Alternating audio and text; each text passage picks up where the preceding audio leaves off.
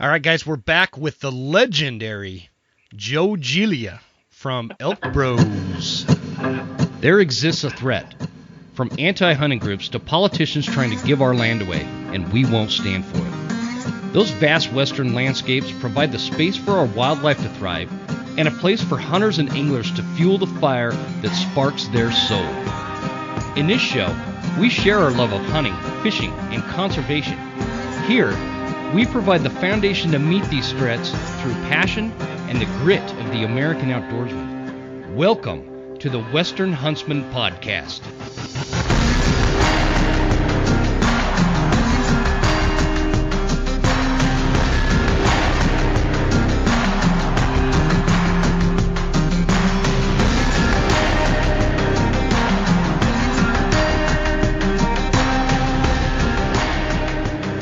Ladies and gentlemen, welcome to this episode of the Western Huntsman Podcast. This is Jim Huntsman, the host, and I'm coming at you from the Broken Tine Studio right here in Clark Fork, Idaho. I got a really special guest for you today. We're going to be talking some late-season elk hunting strategies with expert hunter Joe Giglia, and he's from the Elk Bros, and I've got him on the line right now. And before we kick this off, I need to help Joe understand why we're going to talk about this subject with this here song. Oh,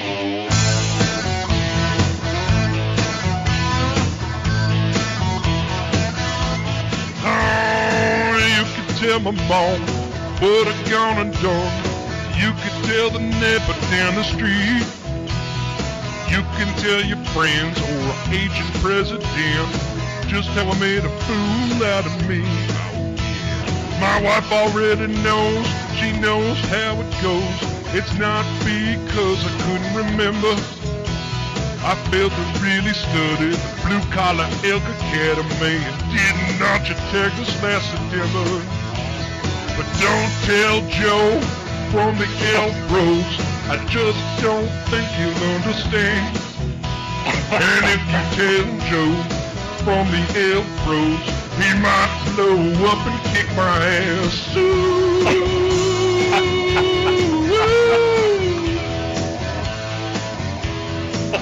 That's right, y'all. Don't tell Joe. You don't need to know. Elk singer, eat your heart out. This is coming from the Western Huntsman. That's right, love it. All right. I don't know if you can hear. We're able to hear that good enough. Stupid technical difficulties, man. Oh, dude, but yeah, I'm gonna have to open me up a can, bud. You're gonna have to. I didn't study enough. I didn't study on the Blue Collar Elk Academy, and here I am, tagged or elkless in Idaho in September. Instead of sleepless in Seattle, elkless in Idaho. What am I gonna do now? So I thought, as we speak, Joe, today is the 15th of November, and so my muzzleloader season for elk started today. And so now I've got until November 30th, I believe, to track down a bull and get that sucker on the ground, man. So I figured you'd be the guy to pick your brain and help me do that. How does that sound? Well, man, after everything I've heard so far, Jim, let's see, I've heard the word legend, I've heard the word expert. I guess I better produce here for you, man. And if I don't, I'm just going to have to come up and kick your butt. That's all there is. There's going to be a butt whooping, huh? Going to have to open up a can, man. The song says it, man. The song says it. Oh, I got to have me a copy of that, man. That's too cool. I'm wiping tears from my eyes right now. I know it was bad. It was bad. I'm wiping tears too after listening to it. So you have from now until the 30th, huh? Yeah, brother. I do. And so go ahead. What were you going to say? Well, I'm real curious because right now here in Cimarron, New Mexico, and northern New Mexico, I think I'm wearing sandals, shorts, and a wife beater. Man, it is so warm here. I know. I don't know what it's like there in Idaho for you right now. It's wet. It's just wet. Rain, and I feel like it's been raining my entire life. And we're talking before I hit record here, on this homestead. It's like nothing bad happens when it's nice weather. Nope. Right. When the gray tanks in the fifth wheel fill up, It is like pouring rain, freezing cold, and I have to go out and deal with it. And it's just it's a pain in the butt. But so we're supposed to be getting some snow, just for the sake of if that helps you. We're supposed to be getting some snow later this week. Right. And hopefully that's going to move the elk down a little bit. Yeah, it just depends on the snow, because not all snows are alike, man. And, I mean, those guys will take those wet snows, those 4-6 inches, 8 inches, and it doesn't do a whole lot to them unless it really accumulates and makes it difficult for them to get to grasses and pushes them down, to where they're actually going to get less snow as they move down, get some sunny conditions on the snow that's going to do that, or they get, if it's one of those drier snows where it blows off those southern slopes and stuff, that kind of helps out a little bit. So not all snows are alike. Some of those wet snows are going to be just like that rain that you've had. I mean, what are your day temps like right now in this November so far? So far, they're like averaging low 40s. I've got a really weird delay going on. Do you have me on speakerphone? No, I don't. Okay, let's. Maybe it's just on my end. Now I don't hear it. We're good. Okay. Anyway, yeah, we're averaging like 41, 45, with the exception of today. Like I said, that windstorm came in and we're like 55 today, and then it drops down. We have a low of 20 tomorrow night, and that cold front comes in, and so hopefully some moisture or snow. Yeah, and as it starts to freeze things up and to make things more difficult, hopefully it will move some of those guys down, man. But what's been interesting is in our area over here, we've continued to have the low-lying areas, especially around creeks, that are still showing green grasses, just because of the type of warmth that we've had and that the moisture has been able to stay down in those areas. But you're different because you're having moisture in a lot of places, with all the rains and stuff that you've had. So that kind of adds a little bit different configuration. Plus, you're in northern Idaho, correct? Yeah. Yep. Very far north. Yeah. So you're really, there's things that your area brings to the puzzle that makes things interesting. Like, for example, when I tell people when they're hunting late season elk, it's all about covering area. I mean, it's about covering area with either optics, with your feet, or, with vehicles, and really getting a chance to look, covering areas, look into different places, trying to locate where these animals are. But for you in northern Idaho, glassing becomes a real difficult thing, right? Oh yeah, for sure. Now, there's areas you could do that. For example, a couple of weeks ago, I glassed up a mule deer and got him.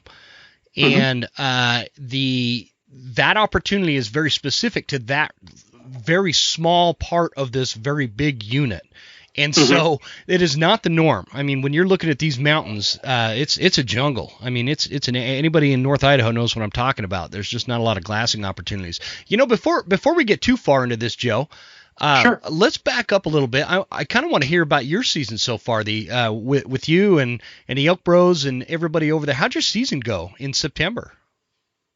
So if everybody knows that's been following us, we did something that we've never done before, and that is we took the show on the road. We left New Mexico and we went Colorado OTC. So we went through the exact process that everybody else out there goes through. I mean, we have never been out of New Mexico, and never, people start telling you about different units and different zones and different things in Colorado. No clue. We had zero clue with that. So basically, we were going through the same thing of trying to decide where we were going to go, and trying to figure, what type of unit, and then, where we would be in that unit, where we'd be able to find elk, what our multiple plans would be, the different types of places that we wanted to identify.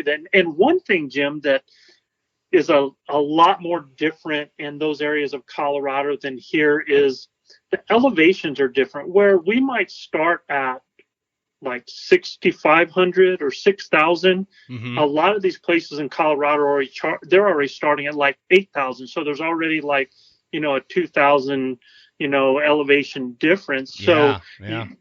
you almost have to transfer and relate that difference. I mean, if we're finding elk 1,500 to 2,000 feet higher here, that's about the same thing that happens there. It's just you got to think differently. Where, if we're saying that we're finding elk at 10,000 feet, we're like really getting up there where, you might still have another 2,000 feet to go before you get timberline up there in Colorado. So, Gotcha. It just kind of depends on the area. So, yeah, we went through this process, man. We did the whole thing, having to, go through all the licensing stuff, having to get the stuff for the ATVs, figuring out, instead of doing kind of the main base camp that we do in a lot of areas, because in New Mexico, when you get a hunt unit, that's your unit. Yeah.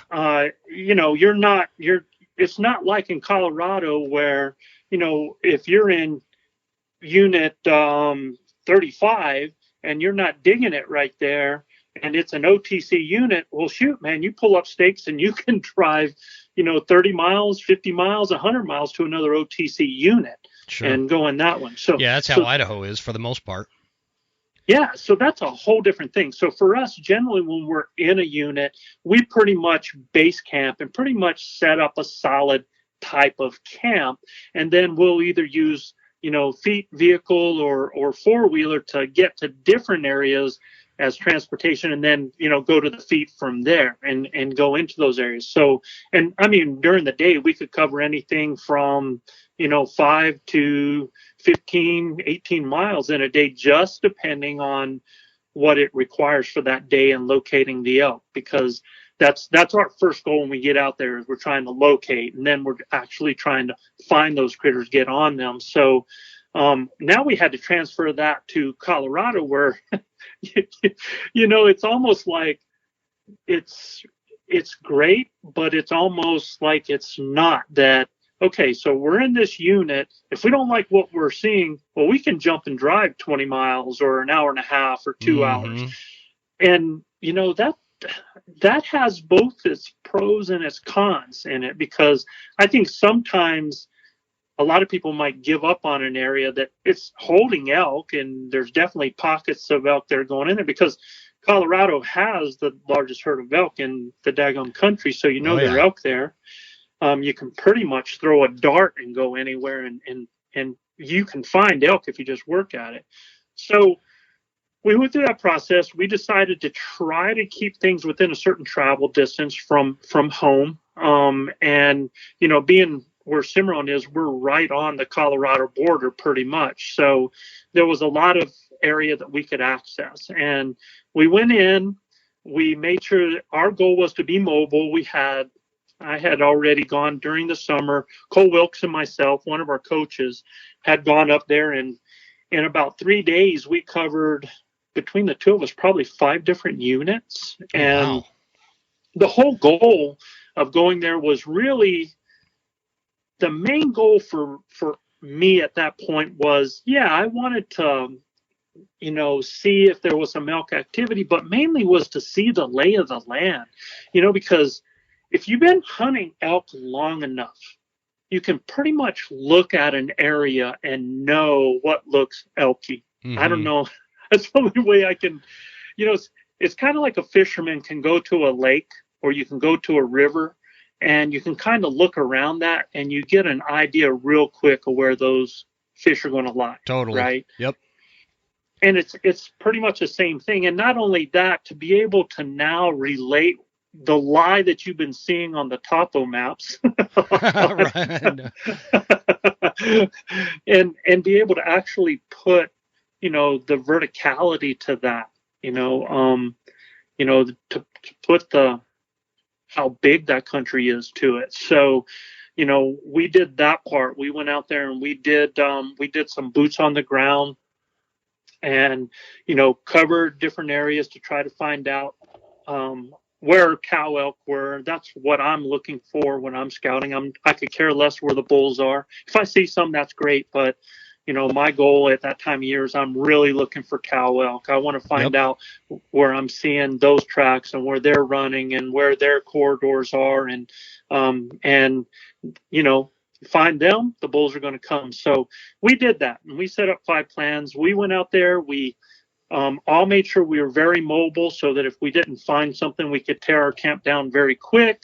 We could travel to a new area and yada yada. So we get there, and on day 1 of our scouting, we divided and conquered. So we had a large group of guys together. I think we had 9 of us all together. So we had our core bros, and then we had, one of our coaches, a good friend of mine, and one of our other bros had been hunting with us for a number of years. And between all of us, we split up into groups, and we went to different areas, divided and conquered, and we said, okay, let's see what we find on our scouting trip. And got out there. I happened to go an area that I thought was really a place that a lot of people, because when we set up camp, have you ever camped in Colorado in some of those areas? No, not. I haven't camped in Colorado, no.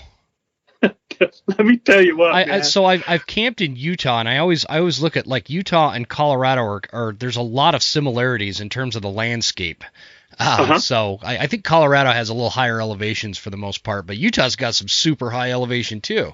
And so I know what you're talking about.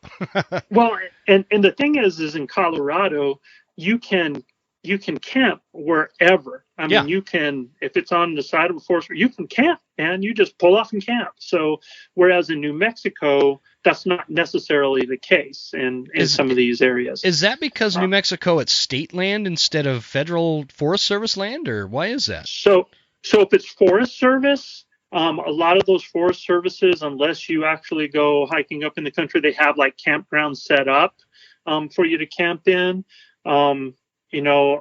In state land, they absolutely have campgrounds that generally you have to pay to camp in, or it's designated for you to camp in. If it's state trust land, they'll have designated areas, which we're trying to actually stop some of that, because I think this concentrated camping really, really hurts a lot of these areas anyway. That's kind of how it is in New Mexico, whereas in Colorado, it's anywhere. And the roads in Colorado, the roads in Colorado are better than the roads where my subdivision is, man. It's like, the Forest Service roads up there. Oh my God! Yeah. So you got people driving up in buses, and I mean giant RVs, and huge trailers, and I mean it's crazy. I mean, the better the roads and the more comfortable that you can be, the more people are going to show up. And where we first picked out, that was the case. Now let me just tell you this: not all of the bros were extremly roughing it either. What we had? Did we have some big fifth wheels, some huge wall tents? What are we talking? Or are you talking like motels?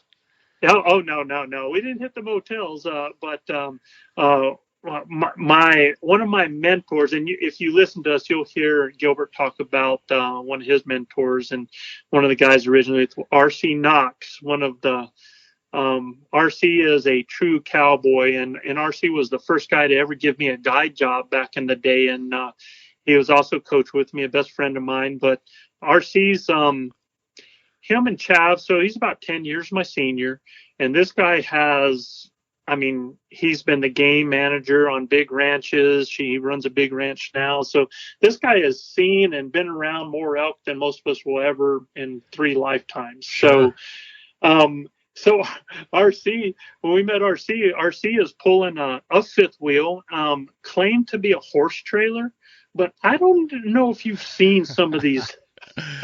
Well, I've seen some pretty nice horse trailers. The living quarters up front, and 5-star accommodations.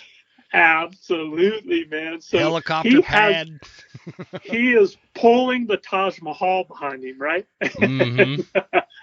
So we get into our area, and I've got ourselves so that we could be quick. We had a jumping jack trailer that we were using, and Cole travels with his truck is like, it's a traveling camp for him. He sleeps in the back of his truck. He's got it set up really, really cool. I mean, we had every type of thing going on there, but also that we could be mobile.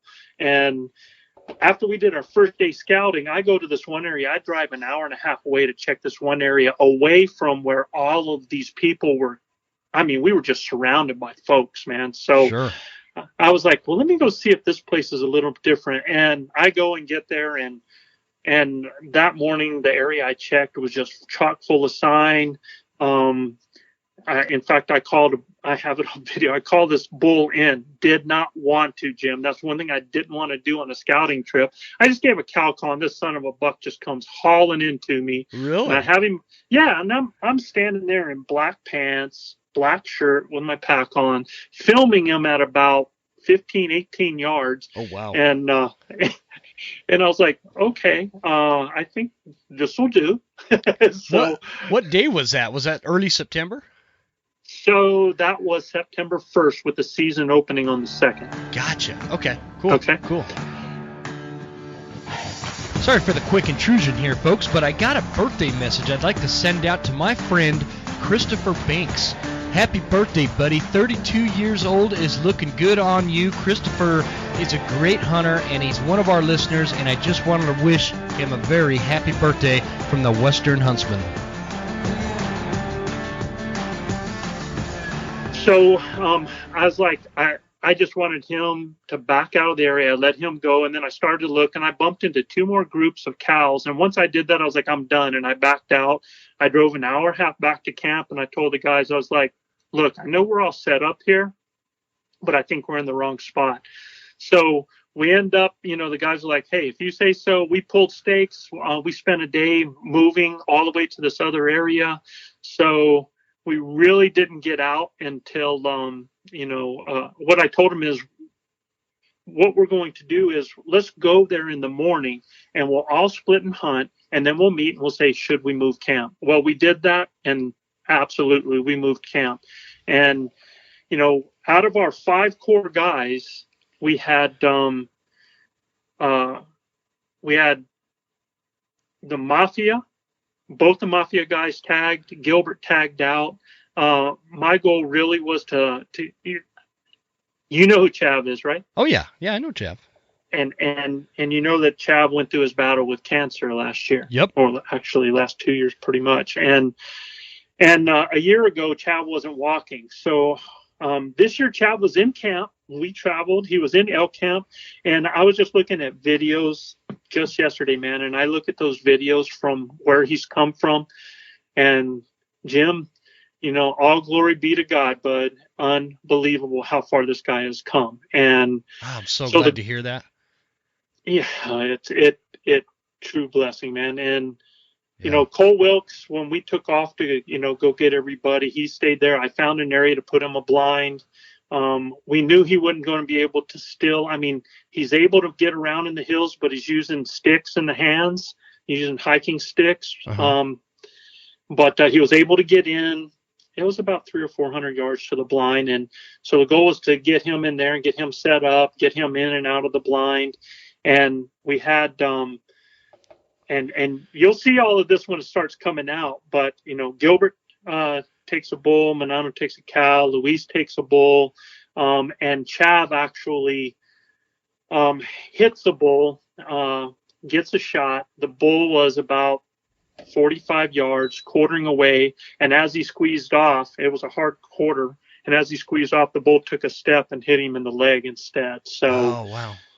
Yeah, it was a huge bummer. I still stayed looking for that animal we all, checked to make sure it wasn't a hit. We looked all that day. I actually went out the next day and still tried to find, we lost blood immediately and, did all kinds of gritting. I mean, all of us were out there. You ought to see my maps on my base map, how it looks, man. But I so wanted that to happen. I mean, it would have been nothing but a testament to what he's overcome. So we almost had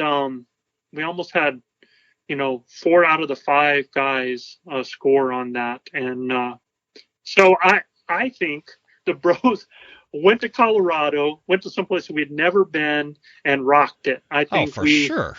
Yeah, had an 3 out of 5. Incredible season. With another one hitting the leg, and Chav coming as far as he did, just being up there and able to install an arrow on an elk, whether it was lethal or not. I mean, that's saying a lot. That's a testament to, somebody that could take, this great physical challenge and overcome it. And I think that's a lesson for a lot of people out there that, get a blister and take the day off. It's amazing.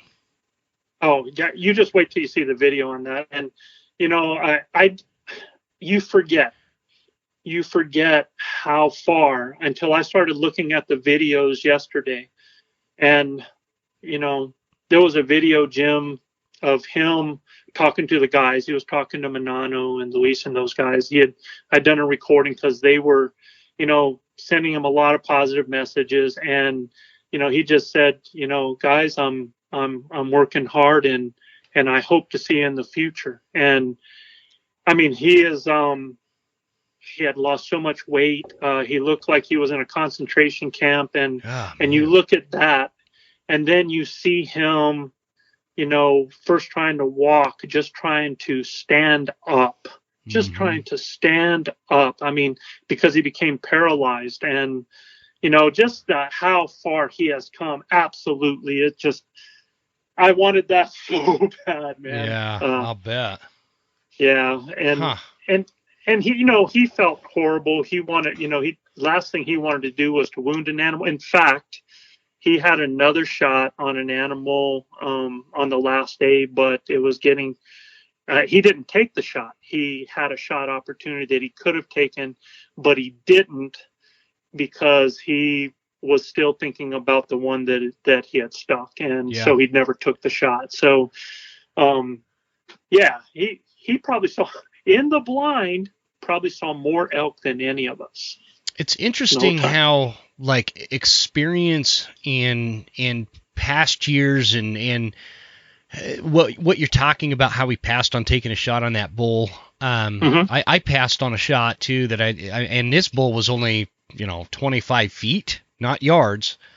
And I passed on him, man. And in years past, I would have taken that shot, but he was standing in a bunch of alder it's the same bull, and I've told this story a bunch on the show already, but it's the story where I bugled. This bull comes in. He's a big herd bull. Like all the cows are squealing and squawking, and this bull was on top of me within 30 seconds, and my bow got hung up on my shoulder camera, and I had to pull the bow out and untangle it, push my camera back, and then draw back. Well, by the time that happened, the bull was onto me and had moved off into some alderbrush, and I had a very small window where it was one of those things where it's an 80% chance that thing would have hit a limb and I would have wounded that bull. And so I didn't take the shot. And experience got me there, where years ago I would have let that arrow fly, man, and just hope for the best. And it's just interesting, the pain that happens when you wound a bull and never recover it. It sticks with you even in the heat of the moment like that. So that's a lesson within itself right there, what Chav did.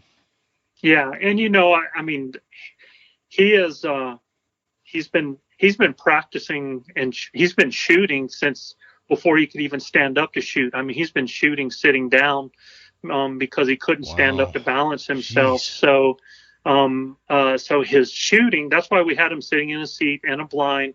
And I mean, he has been shooting better than he ever has. And it was just one of those things that, we always talk about, that you can have everything perfect, but that animal can do something to change a situation. And it's just one of those things where, he focused on his point, and it's just, as soon as he put that pressure on the finger, it was too late. And that elk took a step forward and ended up catching him on the side of the thigh there. So, it's just one of those things. And, he, like I said, he had that another bull standing there, and it was getting, that evening light. And he was like, I did not want to stick an animal, with it getting dark and then us going through that again. He said I wasn't going to do it. So, for sure. good decision on his part, man. So. Oh, for sure. So after all that, would Colorado be something you guys would do in the future? Yeah, absolutely. I mean, and not only Colorado. I mean, I want to look at other OTC places. I want to take a look at what you guys look like there in Idaho. I mean, any place that might have an OTC. Yeah. Because dude, come up to North Idaho and hunt the jungle with me. It'd be fun. Hey, I tell you, man, the thicker the better, as far as I'm concerned. I know. Season, so. I love it. So, that's awesome. I'm glad. Go ahead. It's absolutely on the table, man, because, one thing we kept hearing from people, I mean, when you take a look at the success that we've had over the years, most of the time we are 80% in our camp most of the time in archery with 100% opportunities. And we've had some guys that haven't finished, the deal up in the past. Mm-hmm. We've heard a lot of people, well, you're at home. Why don't you take the show on the road? And, and I tell people, man, elk are elk, that's the essence of what I wanted to, because I knew you guys, I knew 3 of you tagged out in Colorado. And I think that's what I was trying to pull out of you is you guys have always hunted New Mexico and, I've heard a lot of people talking about, well, these guys only hunt there, and elk are different over here, and elk are different there, and well, they haven't hunted in my area. They don't understand the crowds, and I'm not talking about you guys specifically. This is what people say about everybody, right? And so, I'd like to see them do that in my zone. Well, you guys pulled up stakes, left New Mexico, went to a totally new unit that was very crowded, OTC Colorado. It doesn't get much more crowded than that. And 3 out of 5 of you put a bull down. Elk or elk, man. Elk or elk. And when we went there, the unit that we went in, people specifically said, you better bring your own rock to stand on. I mean, it's just, yeah. And, there are going to be lots of people, but we found out the same thing. Jim, in all the days that I hunted this area, we actually killed, and I called in that first bull, and then we killed elk. The first place I called in a bull was probably 1 mile from all the camping. 1 mile, right? Wow. Where most people were driving right past this area. Yeah. So, we were finding the same situations that we find, because where we hunt in New Mexico is extremely crowded. So we just apply those same techniques that when we hunt, and it was early season, and you heard it all the way across the West that the elk were silent, right? They just weren't talking, you make a good point. I heard that a lot, but I didn't experience that at all. Mm-hmm. I had some great call-ins. It's an interesting thing, and I talked about this with Weldon Long the other day about putting blame on something, right? And a lot of people like to use the overcrowded units as blame as to why they didn't notch a tag. And well, you guys are listening to a guy who I can blame my no tag September this year on crowded units, because we had some crowded units. I don't think we get nearly as crowded as like Colorado does, but it was more crowded than I've ever seen it. Still called in elk. One reason or another couldn't have a shot, no clear shot. Or one day I went hunting with my buddy Steve. He called a bull right to me, and he could see him, but my angle, I couldn't see the bull. All I saw was the tips of his antlers. Anyways, it was a great day, and that was like September 2nd or 3rd, I want to say, and those. Yep. That was like the 3rd bull we had fired up. And so I'd get back home, and I did have limited time. I had some family in town for a week and a half in September and some homestead stuff, so I didn't get out as much as I usually do. But the days that I did get out, I had encounters. And then I'd get home, and I'd jump on social media, and I'd see people, the elk are not talking, or the rut is running late this year, or the full moon is killing me, or all these non-residents are killing me. And it was just interesting when you're sitting there around the campfire reading some of this stuff a few hours after you just called a monster bull in that about ran you over, but you couldn't kill it. Yeah. I just circumstantially couldn't kill one. So, anyways, we could have a whole podcast on that topic.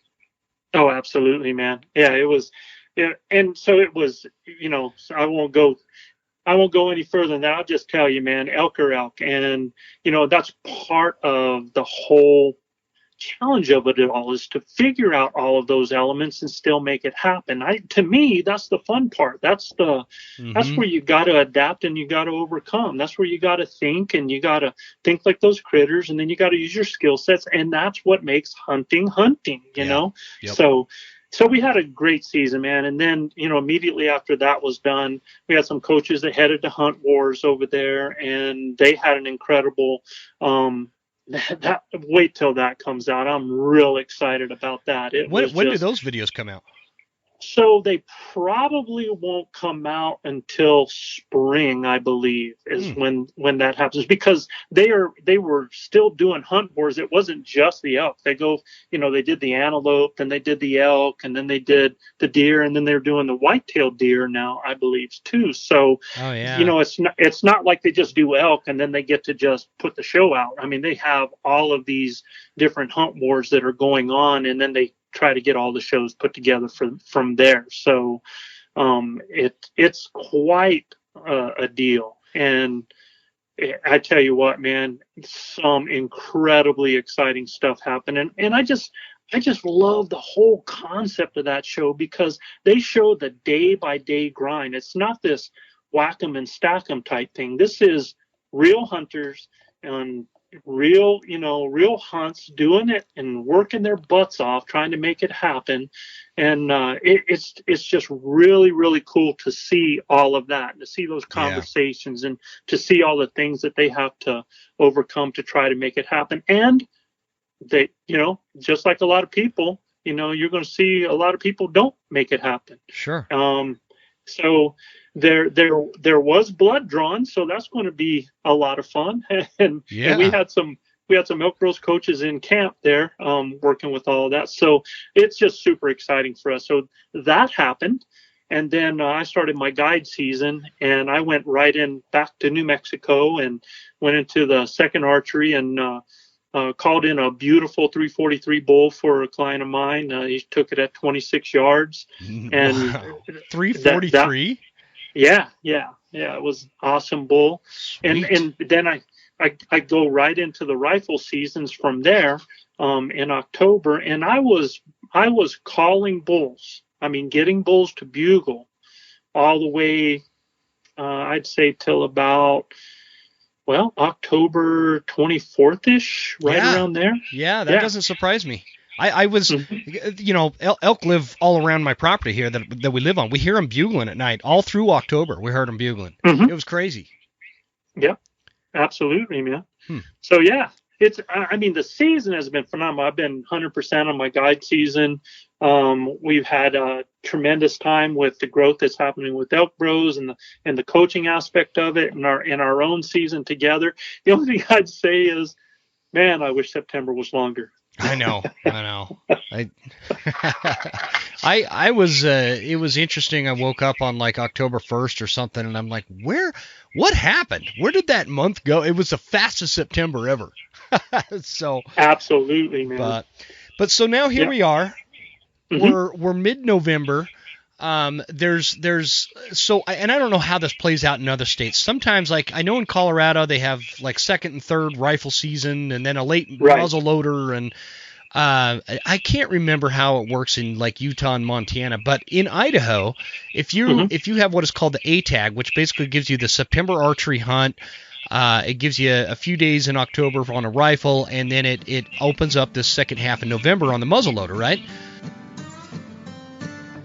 Are you as excited as I am about hunting season? Man, it's here, finally, and you still have time to save some money on some great gear by the sponsors who make this show possible. So let me tell you a little bit about them. Scree Gear. Scree is extreme mountain gear, and this is my, third season using Scree, and if it sucked, I would have changed by now. Guys, Scree is high-performance hunting attire. It is scientifically proven. It's backed by a great company. I wouldn't recommend these guys if I didn't believe in them wholeheartedly, and I just keep them on the show because it's great stuff, guys, without breaking the bank.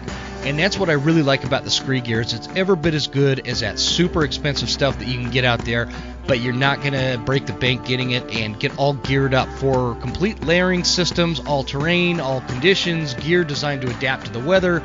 It's all backed by a lifetime warranty, and when you order online at ScreeGear.com, VIP sizing and exchange program will cover you if you order the wrong size. You can send it back for free, and they'll send you the right size. It's a great company, great gear. Check it out at ScreeGear.com, if I can spit that out right. And use promo code The Western Huntsman for 15% off and free shipping. That is one heck of a deal. Let's roll right into Hoffman boots. Hoffman boots, I believe this is like my 8th or 9th season running a pair of Hoffmans. I use the Explorers, and I love the Hoffman Explorers in the 8-inch. You can also get them in the 6-inch. Depends, that's just kind of a personal preference thing. Hoffman boots are, again, kind of like Scree, where it's a great boot without spending an absorbent amount of money, right?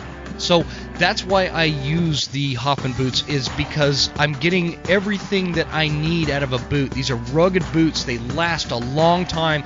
Like I told you, I'm going on like 8 or 9 years with these things, and I'm only on my 2nd pair. They will keep you from sliding down the mountain because they've got excellent traction, excellent waterproofing, excellent everything. Go to hoffmanboots.com and use promo code Huntsman10 for 10% off.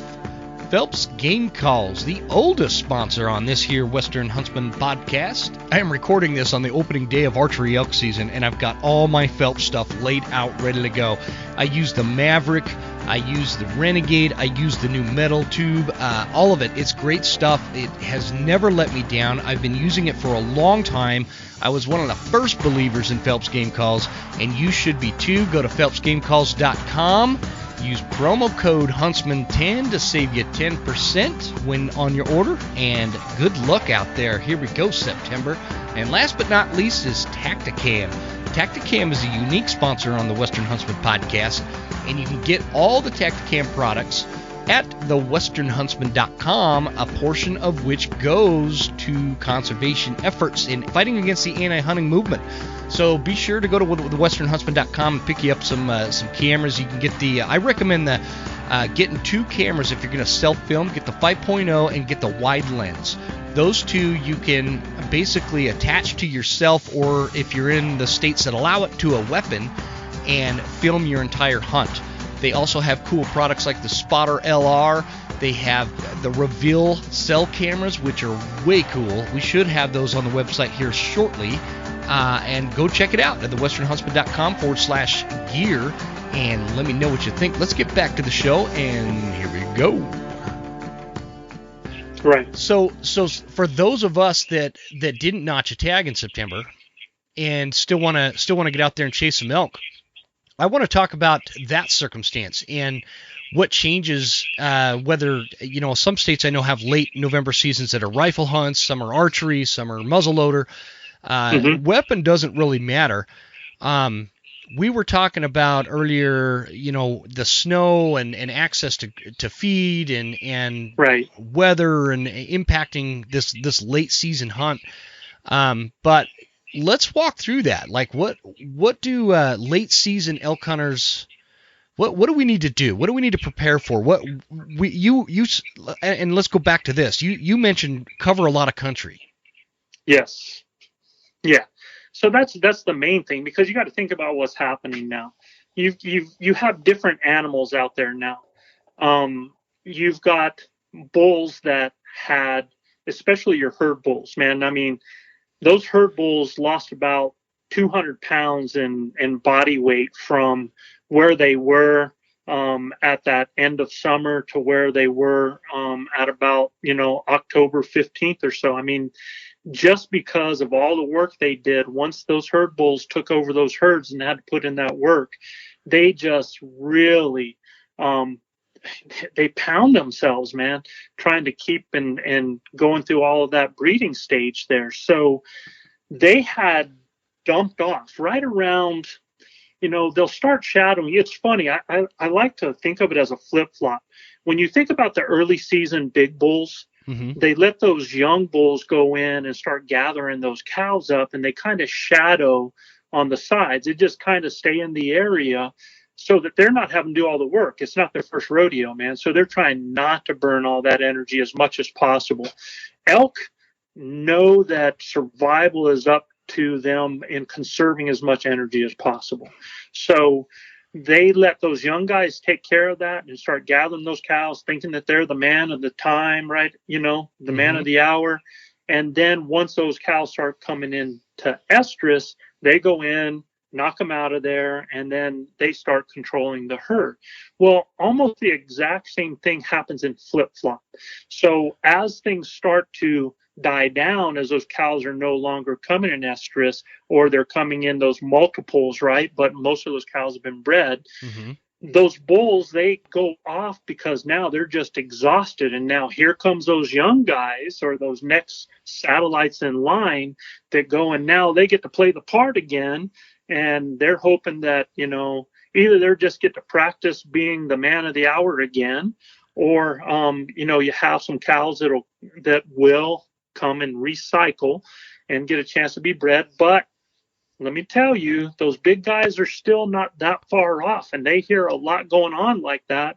They will come in and they'll breed those cows again. So, I mean, we killed on one of our largest bulls ever a few years ago, a 404 bull. Whoa! On October 24th, because of another estrus cycle that came in. That's crazy. And 404. Yeah. I don't even know what that looks 404. like. I'm gonna need to see a picture of this.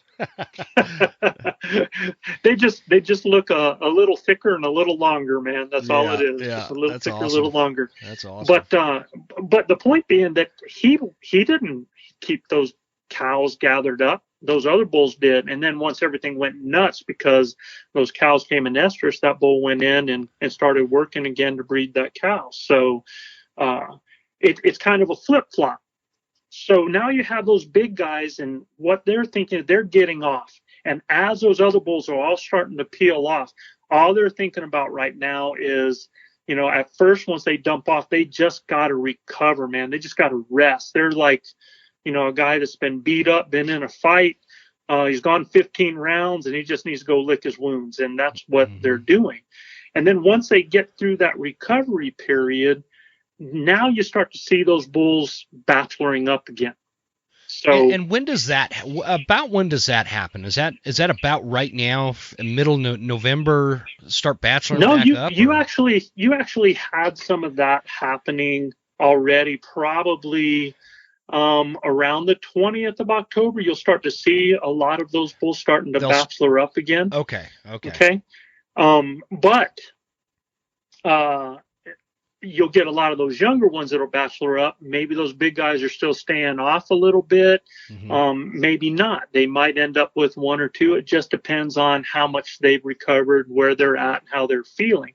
But those bachelor groups are starting to happen. Now, right now, those bachelor groups are absolutely happening. And the later you go in this, even the better, because especially as snow starts hitting the ground, like what you're talking about, these guys have one thing on their mind. Where they had breeding as their top priority, feeding becomes their top priority. They just want to eat, man. They just got to try to put it on the body again, so that's what they're doing. And the good thing is this is, when those bulls first split off and they're all singled out again, it's real hard to find them, because they go in those holes. They don't travel too far because they are resting, they're eating, and their water is not too far away. So they're just staying in those places where you and I or anybody else do not want to go. I mean, I had a guide trainee that was working with me, and a great young man. And I talked about the areas to look and stuff because he was going on a hunt in Colorado. Well, he found the exact type canyon that I was talking about. And down in that canyon, in that gnarly canyon, he found the bull, like he should have found him down there. But they couldn't get to him, or they didn't want to get to him. They couldn't or wouldn't. Yeah, because there's a lot of guys that find those singles down in those gnarly areas, and they're like, man, if I kill one down there, how am I going to get it out? Yeah. Right? So they almost don't want to look in some of those places. And so we're hoping to find elk in some of the places that are more conducive to us than it is to them. Yeah. That's one of those things that happen. But as this starts to go and they start to bachelor up, they start to come out of those holes a little bit. Now they're easier to spot because there's more of them. They're not singled. They're not in those, in those gnarly holes buried down there. So now it's a little bit easier to find them because they are going to now be out later in the mornings and they're going to come out early in the evenings because they want to eat. They want to stay in those areas. And here's the tough part, though, still sometimes, Jim, is that because they're not with the big herd, if you're hunting cows, you're looking for large feed areas, really good grass, even areas maybe close to ag areas where they're going to come off, or where they're going out into private and then coming off back into the public to bed down, those type, or they'll just bed down in the private a lot of times this time of year because they're in these giant herds for these cows, and those giant herds will also have still some young bulls in them. Sure. That you might even still hear bugling a little bit. Mm-hmm. Mm-hmm. Yeah, but go ahead. When you had made a post or somebody from Elk Bros made a post the other day that you can still hear some bugling, but don't misinterpret that and try to get into a bugle fest with them, right? Yeah. Ain't going to work. They're not rutting. They're not rutting anymore. No. What about let's say somebody's sitting there, they're on some public land, overlooking this meadow, but on the other side of the meadow, maybe it's private land, and there's some elk kind of meandering, feeding a couple of bulls or something. Would a cow call them over per chance, or maybe like a calf call or something like that? You could try herd talk, and it kind of depends on this bachelor group and the age of that bachelor group. I think if it's more mature bulls, they might think it's some bull mews, because when you talk about cow calls, don't forget that bulls also, they do chirps and mews as well. Yep. So you can still try to do a little bit deeper sounding mew for them to think it's a bull over there possibly. And I tell you, if I had something where I had no opportunity because they were just staying on that property, why wouldn't you try it? Right? Sure. Why wouldn't you sound like a group or a herd that's moving off that's going on there, or sound like just a lone bull that probably gives a mew here or there? I'm going to throw the kitchen sink and try to find something that might get their attention. It's not like a long mew or anything like that is going to work. I don't even know that, because when I think about the calf mew, I'm not sure how much that's going to work. You might, if they are bulls that are still kind of bugling when they hear other elk, then I would probably use a calf mew. I definitely wouldn't use any kind of bull talk. I would probably use a calf mew because that's going to be the least threatening to them. Sure. That they might sound off to. But, I wouldn't count on that a lot. I would use those things to try to bring cows to me, that herd talk and those calf mews. And if there's bulls with them, some of those younger bulls still, if I was still trying to take one of them, it just depends if you're after any bull or if you're after a mature bull, or in the situation that you were describing where you see a particular group of bulls, it kind of depends on that age class. If they're a younger age class and I could get away doing maybe some insistent and some lost stuff and maybe a lost calf, I might be able to get them to come check it out. Yeah. As to what you just said, for me personally, just because of the way this season has kind of gone down and all the work I have, when you live on bare land, you have two lifestyles basically. You have winter and then you have prepping for winter. So I'm not going to have a ton of opportunity, but so I'm not going to be picky. I'm not picky. I'll shoot a spike. I'll shoot a 404 or whatever size that bull you talked about. Why don't you come up here and guide me on one of those 404s? Dude, I'd love to, man. Well, tell you what, I had I don't know how many opportunities at spikes in Colorado, but you can't shoot them, so that was different. I could have shot one spike the first week this September, and all I did, I was just standing kind of up above this trail, this well-used trail, and I let off a couple of cow calls and just stood there. And like 8 or 9 minutes later, here comes two spikes. One got nervous and peeled off, and the other one came right onto that trail, 14-yard shot. If it would have been like the last week of September, I'd have sauced him. But so we wouldn't be having the conversation about we'd be having a different talk. We'd be having a different conversation. But it's so funny how I always go into September with all this new confidence and I'm not going to shoot a spike and whatever, and then September and reality hits me and I get my teeth kicked in, and it's like, man, why did you have that mentality? You should the freezer's empty. The freezer's empty, dude.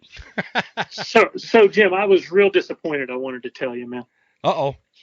Yeah, because I listened to your show when you were talking to the higher the group is called Higher Calling. Oh yeah, Higher Calling Adventures. Yeah. So I was listening with that, and they were talking about putting on a scenario, and you were asking them about guys going from, two different guys putting out calls like that and stuff. And you said, yeah, I never heard of that, but I thought that might be something. I was like, Jim didn't study, man. I didn't. He did not study, man. No, I didn't. I didn't. And I'll admit it. Now that particular scenario where you create this fight or whatever, I have heard you guys talk about it on your podcast. Yeah. But what I was saying to them is I've never tried it, but I've always wanted to, but I'm usually hunting alone, so that makes that a little difficult. I guess I could stand on one side of the ridge and bugle, and then run across the other way real quick and bugle back at myself, but I've totally done that. I'll bet you have. And not only done that, I'll change reeds when I do it. Really? Mm-hmm. Yeah. That's fantastic. I mean, I've worked on top of a ridge from one side to the other and worked up a sweat, man, just trying to and brought a bull into Luis. Actually called a bull all the way from private property across a fence and come into Luis and ends up shooting him at about 18 yards. A beautiful bull, and did just that. And I had to do it for like 45 minutes, man. I mean, it was. That's fantastic. No, yeah. I'm going to try that next year, but. Yeah, getting back to your point, I did not go through the Blue Collar Elk Academy, moving, selling my house and moving out here, and I didn't have internet for a long time, and we didn't have power for a long time, and so I didn't do any of that. September kind of snuck up on me, and I had like this feeling of confidence going into September. And as each day went on, my confidence level was humbled, so to speak. And I found myself at the end of September going out those last few days. I was just almost in a state of desperation, covering a lot of miles, bugling into every nook and cranny on every mountain I could find, and it just did not come together. So, anyways. Yeah. I blame it. That's why I wrote the song for you, man. Because I didn't want to tell Joe that I didn't study. Yeah, I'm gonna have to open up a can, man.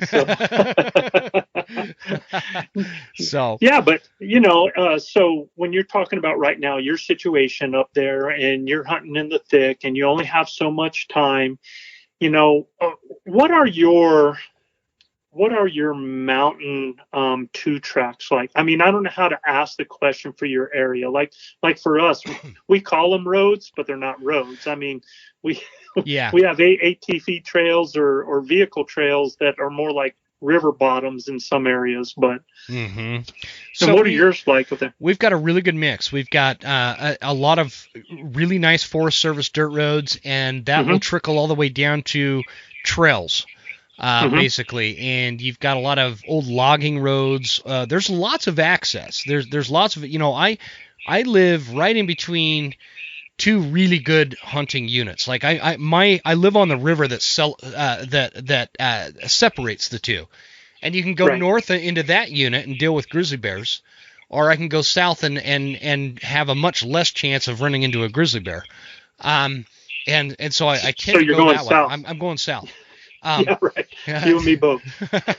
So, the point is, until it starts snowing really heavy, I've got tons of access and tons of square miles of public land to go hunt. So if I'm you, man, I'm on those roads.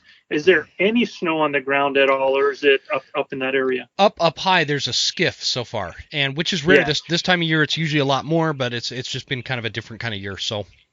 Yeah. So I'm hitting those roads and I'm looking for track. I'm looking for anything that's crossing in areas over there. And I'm taking a look at it. There's a whole lot of tracks. There are a lot of tracks and they're smaller tracks. So in other words, there's a herd of cows. If it's a herd of cows, I might be able to find a bull in that. It's going to be easier to track them. I should be able to find out if they're fresh. It's going to be able to, they're going to go to areas of bigger feeds, so I can pretty much gauge where they're going to be. I might try that. Or am I finding where it's only one or it's three or it's four tracks and they're bull tracks or larger tracks that are together? And you've been hunting elk long enough that, that you can tell the difference between that heart-shaped track of those cows that are a little smaller and those big, more like I call them, more like bovine calf look, to them, those bigger bulls, squared off a little bit. Yeah. And just much bigger than those cows are, as far as the tracks go. So, if you're seeing three of those, now you've got a little bachelor group and you kind of know where they are and where they're moving. And then now you start thinking about where is the possible food here. Now, here's the problem, though, is when you're talking about food for bulls at this time of year, and when they're in their smaller bachelor groups, they don't need those big areas. They don't need the same amount of feed area size that herd does when they're out there. So, good point. Yeah, they're going to be in areas that drain into flatter bottoms or benches that hold moisture longer. Anything that kind of flattens where the sun can get to it and you get a little bit better grass or have better grass at one time of the year, because that dry grass is still carrying all those nutrients in there. So if you have any places, like when you talked about logging roads, if you have any places that are logged areas, any place with breaks in the canopy, any place where you had, logging that happened that has smaller trees, any burns, burn fringes, anything like that. If I could find something that is going to help me to locate elk and it's going to start eliminating country, because that's the hardest thing to do right there in northern Idaho for you, because you're talking about everything's a forest. Yep. Well, start asking yourself, well, what's not? Like you talked about that one area, the one area being unique that you found. Yep. Those are areas that I want on my radar, because they're unique in that they are open. They are going to have grasses. That might be a place that's a little hidden gem, man, that animals are going to come in to feed, and a place that I might be able to see things in there, and or an area that I can find track coming in and out of that I might be able to start working and then reverse engineering where those critters are right now. Because at this time of year, they don't have to go as far. They're not rutting elk. They're not elk that are chasing cows, running away from other bulls, right, and just covering all this country. Some of these bull elk and these groups of elk can live in the same half mile to a mile now with no issue, because they don't need that much feed anymore, and their water's not going to be that far away, and they're going to have thermal regulation. Mm-hmm. Okay, so let me ask you this: I'm cruising along on one of these dirt roads, and I find, and this happens a lot, you find this area where the elk are clearly crossing that road. Right. And they're going up, they've cut a big trail, and I determine those are mainly bull tracks. Okay. And let's say I stop right there, I park right there, and I pull up either, whether you're using Base Map or Onyx or whatever, and I could just look for areas on there that'll kind of give me some telltale signs as to where those bulls are probably heading, because... Yeah, Oh, go ahead. Yeah, absolutely you can. But let me tell you what I'm going to do, man. I'm pulling the the four-wheeler off. I'm throwing my pack on, and I'm going down. I want to see where these guys are traveling, how fresh this is, if there's any fresh sign, if there are any droppings, any urine, and I'm going to follow it out to find out, is this bull's going to an evening feed, to a morning feed? Because a lot of times they will kind of morning and evening feed in the same area and just kind of go up and bed down someplace where they've got their security and just come out, where it's not, again, it could be within a half mile. I watched two bulls that I found, and they were feeding just on the edge of this scrub oak bridge down in the grass, and they were feeding down in the big thick grass. And then once the daylight came, they would hike up 200 yards up into that scrub oak on top of the ridge and bed down all day long. They'd get up and eat a little bit amongst that scrub oak, eat some of the grass, and bed down. And then as afternoon come, they'd go right down, feed right back where they were before down there. Now, there was a pond not even another 400 yards from there, so they had everything in that area. If they can find that situation and not get bumped from it, they're just fine, man. So so if I were you in that situation where I found a clear area where it was a work trail going, I'm dogging it. I'm going to find out exactly where they're going, whether it's going to a bed, whether it's going to an area. Are they feeding? Does it start to meander? What's that area look like? What's my elevation at right now? Because the elevation that I'm finding these guys at is probably the elevation that I'm going to find other bull elk at as well. Sure. That makes sense. Okay. What about, I've heard some mixed opinions on this, but wallows are kind of irrelevant this time of year. Am I wrong with that? Yeah, they are. I mean, they might be a water source. Sure. Yeah, but they're not. If you think about what the purpose is of the wallow, before to cool them off, it's for thermal regulation. It's trying to get mud on them, so they can control the insects, and it's to get their scent out there as well, and they're drinking water. So it's like got multifaceted that right now all it's gone to is just water for them. Okay. I'm just making sure because I had somebody, an old timer telling me the other day that, just go out and sit on a wallow. And I know where all the wallows are, and it just didn't make sense to me. Well, people still put cameras on wallows, which are what? They're just springs, right? Yep, basically. And they're going to get pictures of bull elk coming in there this time of year, and before the rut happens too, because that's the area the bulls are in at that time, and they're going to drink. Sure. That's another thing. I want you to think about places that you found rubs, and I'm not talking about rut rubs. I'm talking about those layer rubs, those pre-rut rubs, where those bulls are just, trying to get rid of that, the velvet off of their horns, where they're just bedding all the time. You're going to find rubs, like 40 rubs within, so many hundreds of yards in there, because they're just bedding and staying in those areas. Some of those areas are some of the same layers that they end up going back to. How do you tell the difference between a rut rub and just getting rid of velvet? Is there a way? So, yeah, absolutely, man, because generally a rut rub is going to be, that's where they're displaying. And a lot of times they're going to be on the fringes of little parks. They're going to be places as in corridors where they're going from, a bedding down to a feed area where they encounter other bulls that are chasing them and they're displaying too. So most of the time they go and they just rip apart a jack pine, or they tear up a juniper, or they trash one of those and try to tear down one of those, young pines. Whereas when you look at those pre-rut rubs, those velvet rubs, they're generally bigger, thicker trees, and there's multiples, and they're going to be up in those darker areas or around, right real close to those bedding areas. And you'll see them on ridges, up there on those ridges where it's, where those bedding areas are. And you can just find rub after rub kind of in a line, whereas those rut rubs, those demonstration rubs are, the only place you really see a whole bunch of them together is like when they're down there in their night beds. Sure. And and they're just blowing up everything around there, demonstrating, or they're pissed off and trying to, just trying to get rid of some of that testosterone at the time.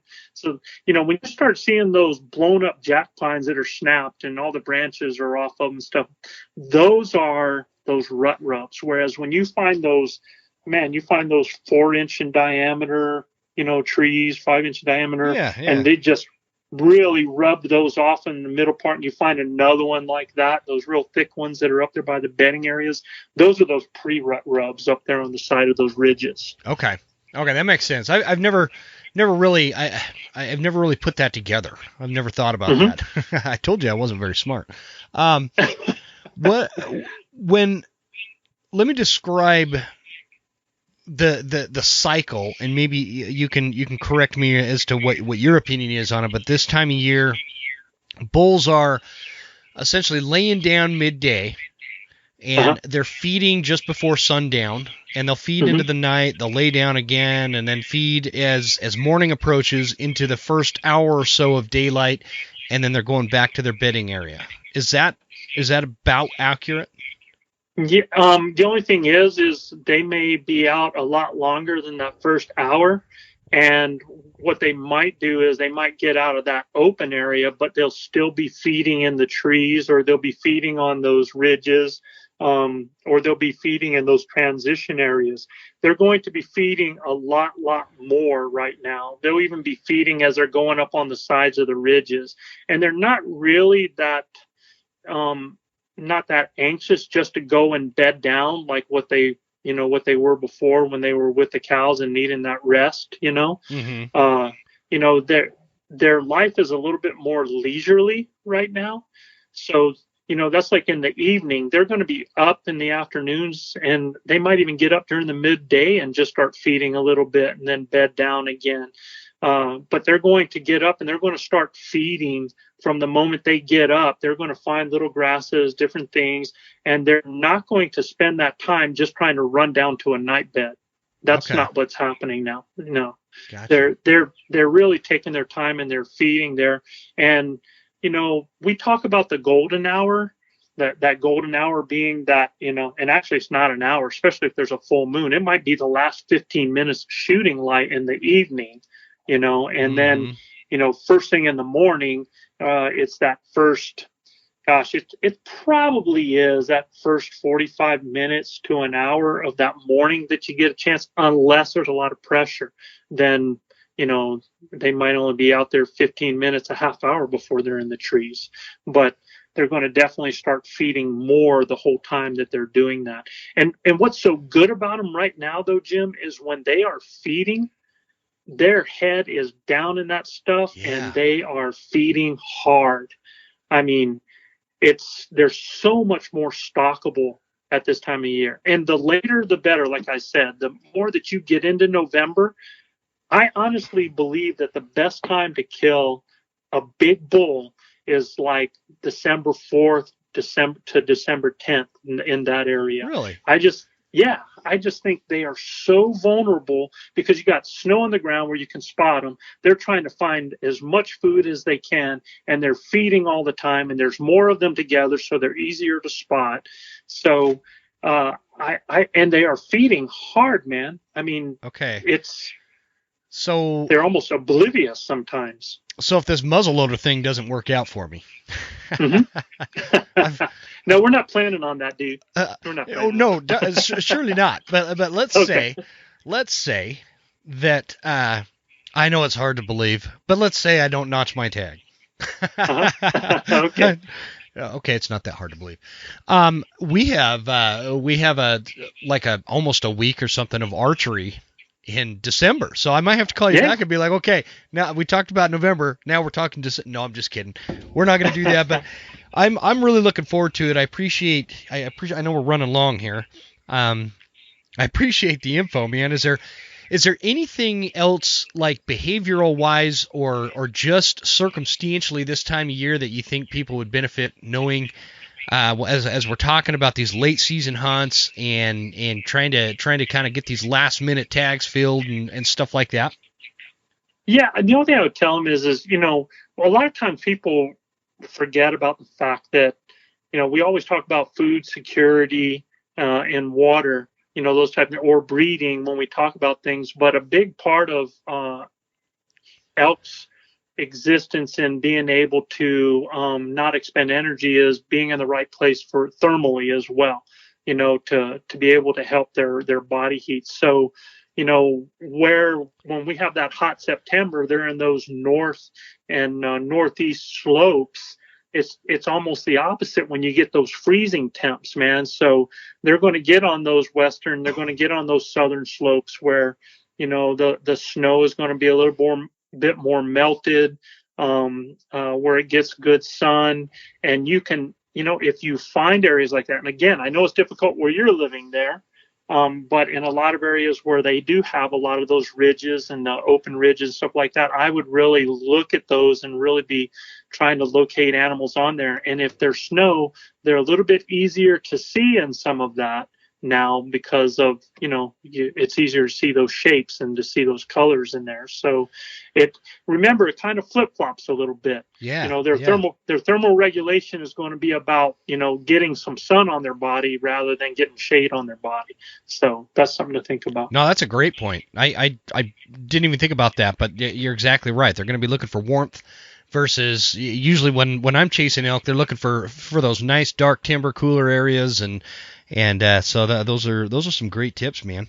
Tell us. The other thing. Oh, go ahead. Sorry. The other thing I say too, Jim, is don't leave out some of those areas that are not mountains, because a lot of these guys, I know here in New Mexico especially, we have a lot of them that head out onto the prairies, and sage flats and areas like that where a lot of people don't even go to look for them anymore out there. And it's easy for them to get in those little coulees and stuff like that, and nobody ever knows they're there. There's feed out there. They'll have water within a half mile. So don't forget to look out in those flats, man, as well.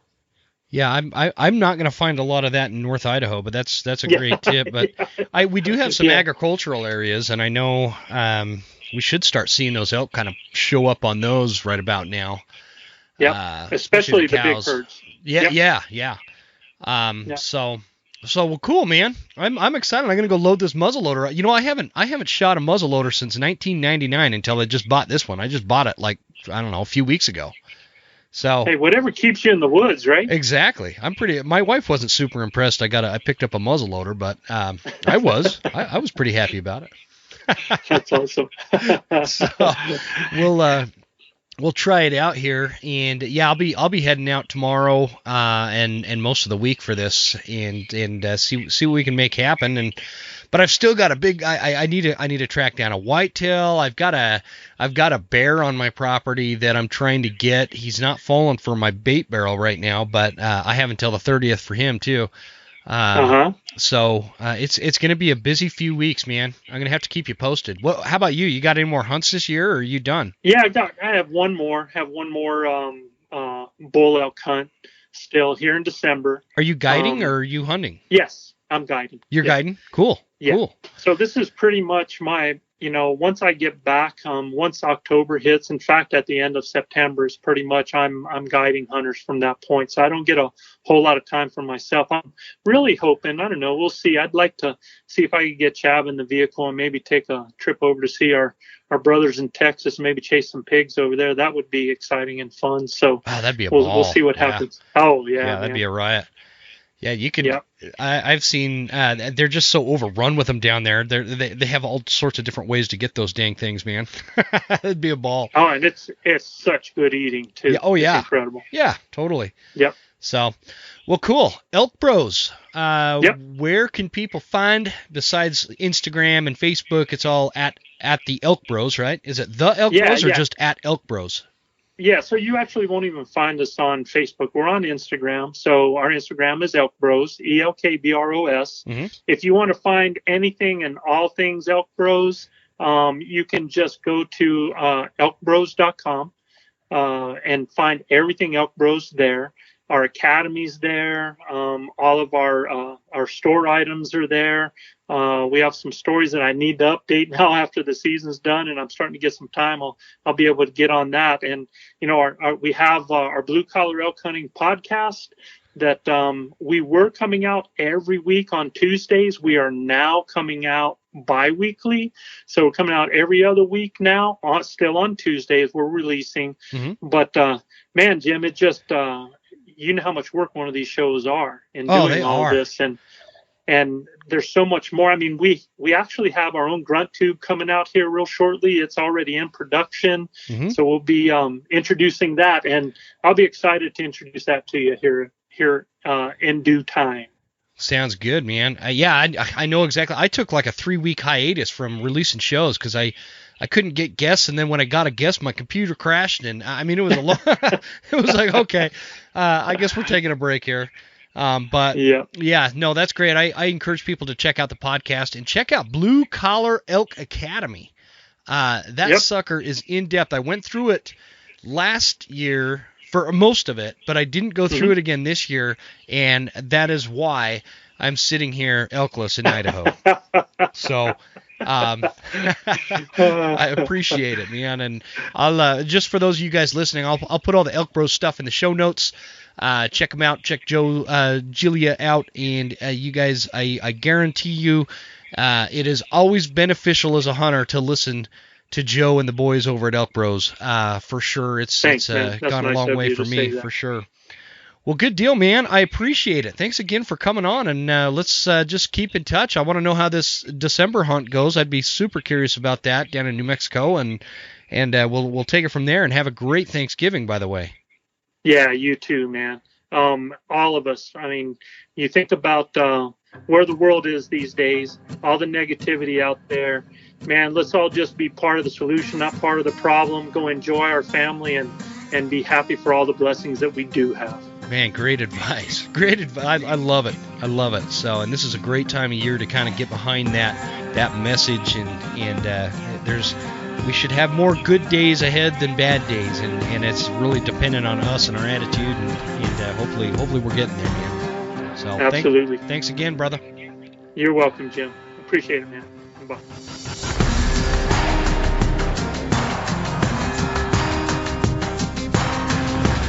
You made it all the way to the end. Thank you so much for tuning into the show. We sure appreciate your support. This is Jim Huntsman signing off and reminding you to check us out at Instagram at The Western Huntsman and on Facebook at The Western Huntsman. And you can also check out the website at thewesternhuntsman.com. Thanks again. We'll see you guys next time. Stay Western, and I'll see you on the mountain.